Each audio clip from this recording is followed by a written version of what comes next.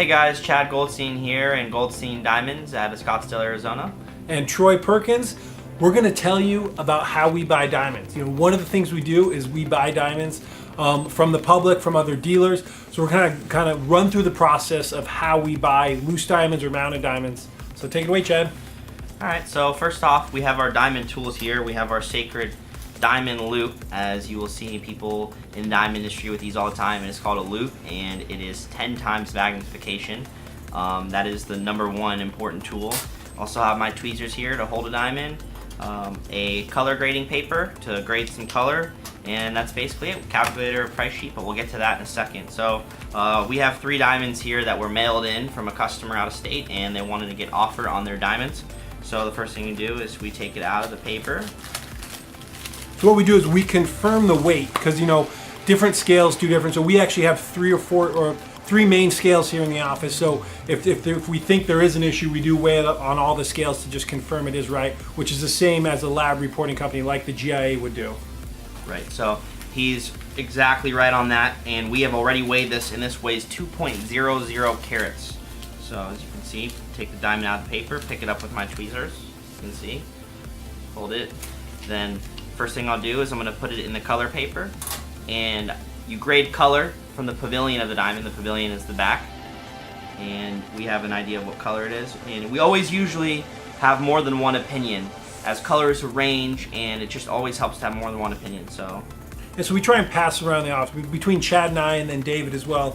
You know, we get our best guess, you know, different light. We also clean the stone. This stone's already been cleaned, but that's something that we do is we have a cloth. Ours have a big fancy cat on it.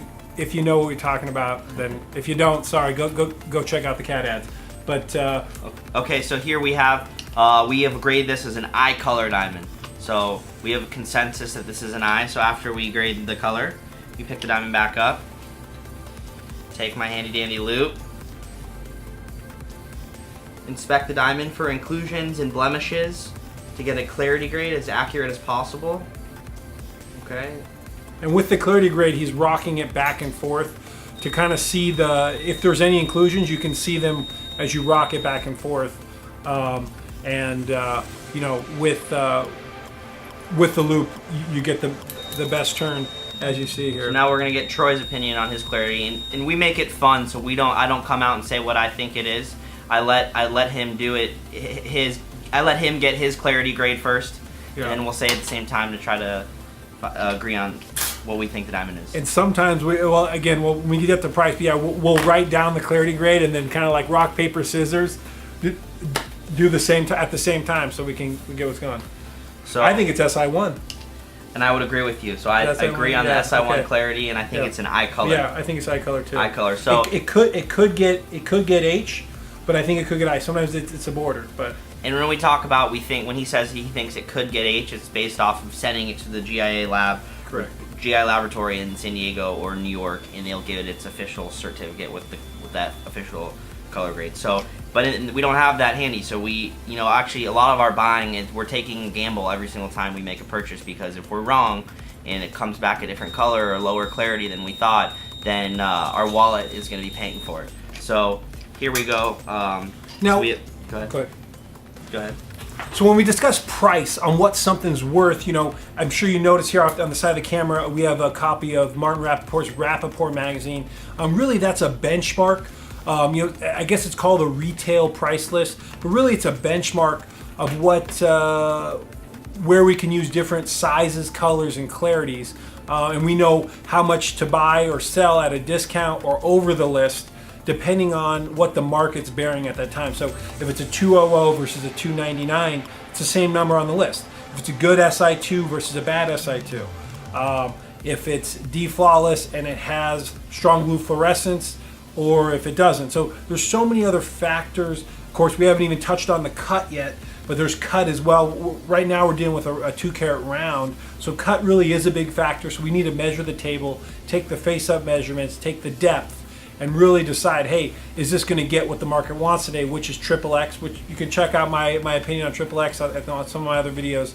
But kind of all those factors is how we decide what something is going to be worth. And you got to also keep in mind that when we buy diamonds, we're signing the front of a check. not the front of an appraisal. And as you know, appraisals typically, you know, I've never seen a jewelry store sell something and it appraised for less. So if that kind of gives you an idea that appraisals are something that makes insurance companies feel warm and fuzzy inside, but it doesn't mean anything as far as the dollar value. If you walk into Cartier, in fact, there's a Cartier downstairs from where we're at right now, Cartier at Fashion Square Mall, they sell you stuff at full price. There is no discount. And when they give you the appraisal is what you pay for it. And really that makes the most sense, because what something's worth is what someone would willing to pay for it, and you just willingly pay for it. So that's why, again, we can talk about appraisal at another time, so check out our other videos. One thing I want to touch back on that Troy mentioned was a good SI1 and a good SI2, and that's really where our diamond expertise comes in. We are both graduate gemologists. We took the course in San Diego, or Carlsbad, California, and it took about 9 months to get there. And so anyways, it took me 9 years, but so I went slow. The good SI1 and the good SI2, the reason why is because clarity and color grades, they're ranges. So you're never going to have the exact same diamond. Every single diamond is different. So one diamond can have, when he says a good SI1 and a good, let's say we have two diamonds next to each other, they're both SI2s. One has a black crystal inclusion, dead smack in the center of the diamond, visible to the naked eye. That's a bad SI2. Yet on paper, it still reads SI2.